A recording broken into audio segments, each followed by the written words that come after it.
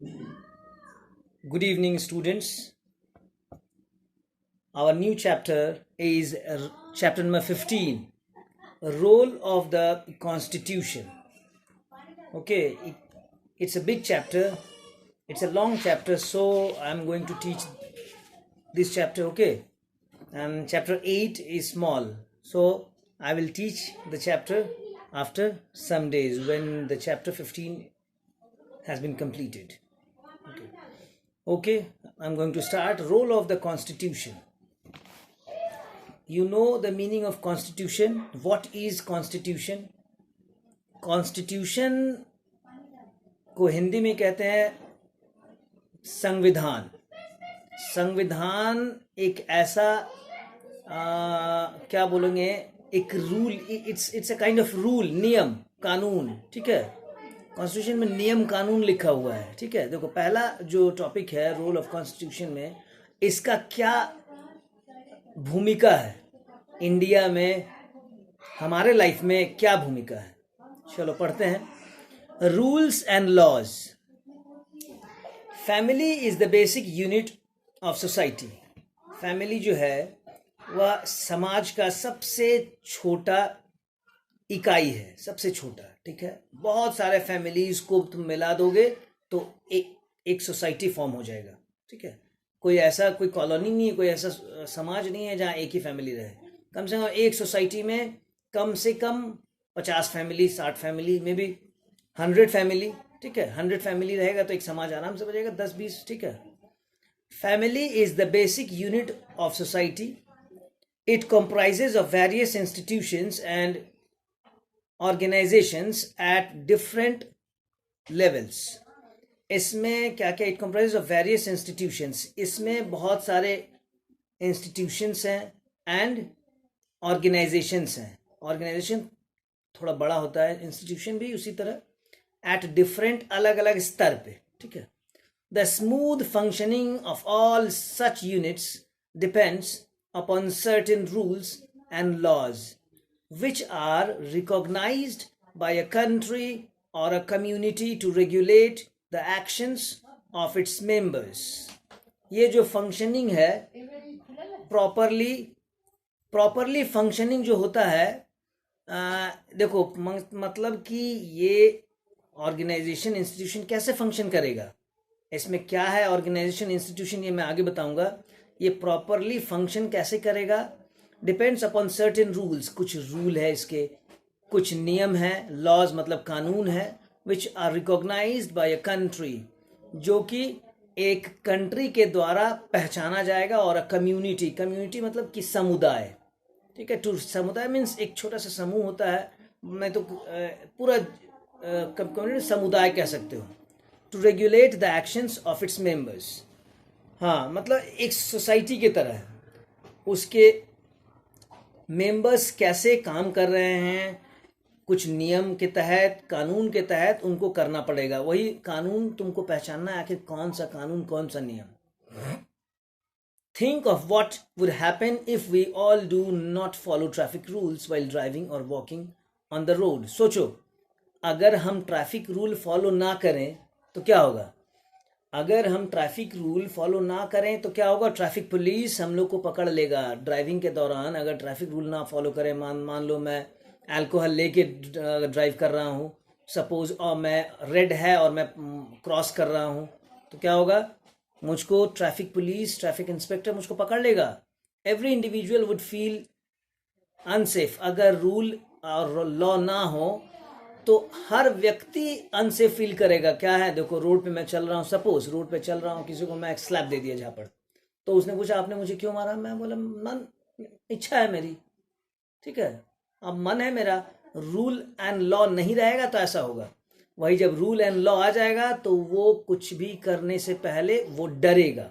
ठीक है, we all need to follow certain rules and regulations. हम लोग सबको कुछ नियम, कुछ कानून को फॉलो करने होते हैं day to day life. Yes, देखो नियम और कानून तुम कह सकते हो, these 2 or 3 words jointly made called discipline. Everything. Discipline is the same as rules and regulation. ठीक है. नेक्स्ट टॉपिक है rule of law. Rule of law. अब लॉ का क्या नियम है? Rule of law means that every citizen of the country is equal in the eyes of law. Yes, पूरे हिंदुस्तान में, क्या पूरे वर्ल्ड में, अगर लॉ के सामने कोई ऊंचा नीचा हो तो रॉन्ग है. मतलब कानून के सामने हर व्यक्ति बराबर है. प्रैक्टिकली कुछ और है, बट नियम और कानून के सामने हर व्यक्ति बराबर है. चाहे वो बहुत अमीर हो, चाहे वो बहुत गरीब हो. ठीक है. There is no discrimination on the basis of caste, religion, sex और सोशल और इकोनॉमिक स्टेटस.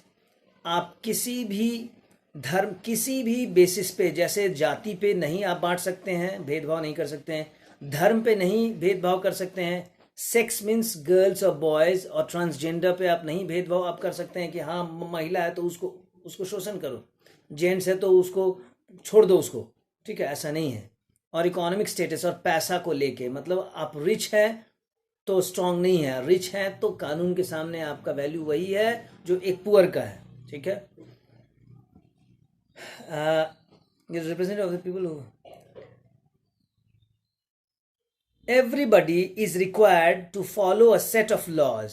पूरे हर व्यक्ति को कुछ कानून को फॉलो करने होते हैं, कानून का पालन करना होता है. बी इट द पीपल और गवर्नमेंट ऑफिशियल्स और the elected representatives of people who form the government. Okay, everybody is required to follow a set of laws. हर व्यक्ति को कानून का पालन करना होता है. बी इट द पीपल और गवर्नमेंट, या तो वो जिन आम आदमी हो या गवर्नमेंट ऑफिशियल्स हो, गवर्नमेंट के अधिकारी हो, और द इलेक्टेड रिप्रेजेंटेटिव, या तो फिर कोई नेता हो, of people who form the government, या कोई नेता. सबको कानून का पालन करना होता है. ठीक है, कानून का पालन करना होता है. In fact, rule of law is the basic foundation of a democratic system and the basis of all types of equalities. Fact, सच्चाई में क्या है? In fact, rule of law जो कानून के जो नियम है वही आधार है किसी भी डेमोक्रेटिक कंट्री का, किसी भी देश का. रूल ही ना है, किसी भी देश का नियम जो है मतलब कानून का जो नियम है, कानून पालन करने का नियम, वो सब एक डेमोक्रेटिक कंट्री का, डेमोक्रेटिक सिस्टम का आधार है. तभी हम समझ पाएंगे कि ये एक अच्छा देश है और यहाँ के लोग बहुत अच्छे हैं, यहाँ का जो सरकार है बहुत अच्छा काम कर रहा है, तब ना. Therefore, rule of law demands that those who are occupying positions of power should not be allowed to act in an unlawful manner or arbitrarily. अतः जो कानून के जो नियम है वो क्या मांग करता है, उससे क्या हम लोग वो क्या चाहता है? That those who are occupying position, जो कि अच्छे पद पे है, पावरफुल पद पे है, मतलब कोई नेता है, कोई चीफ मिनिस्टर या बड़े पद पे है, पैसा वाला है. ठीक है, उन लोगों को कोई कंट्री अलाउ नहीं करता है कि आप अपने प्रोसेस से काम करें, आप नियम से आइए, न कि आप पावरफुल जगह पे हैं तो भाई मेरा काम पहले होगा. नहीं, इट्स नॉट द रूल. आप जैसे सब आ रहा है आम आदमी वैसे आइए. ठीक है, आपको कोई अधिकार नहीं दे रहा है कि आप अनलॉफुल, बगैर कानून के काम करें, मैनर और किसी तरह से भी. ऑन द अदर हैंड, दूसरी तरफ, the common man should be provided protection by law to enable him और her to enjoy equal rights. दूसरी तरफ आम आदमी को प्रोटेक्शन बाय लॉ, नियम के तहत उनको बचाया जाए, जिससे कि वह अपने बराबर का जो हक है उसका उपयोग वो कर सके. जनरली ये नहीं होता है. तुमको पता होगा कि कमज़ोर वर्ग के लोग डरते हैं, उनको पता होता नहीं है, और जो पावरफुल है उनको पता है, पैसा है, पैसा दिया उनका काम हो गया. बट आम आदमी लोग थोड़ा डरते हैं, जानते हैं कि अगर मैं ये काम करूँगा, ज़्यादा ईमानदार बनूंगा तो क्या होगा, हमारे साथ प्रॉब्लम आ जाएगा मुझको. But let's not forget that equal rights are not possible without discharging equal responsibilities.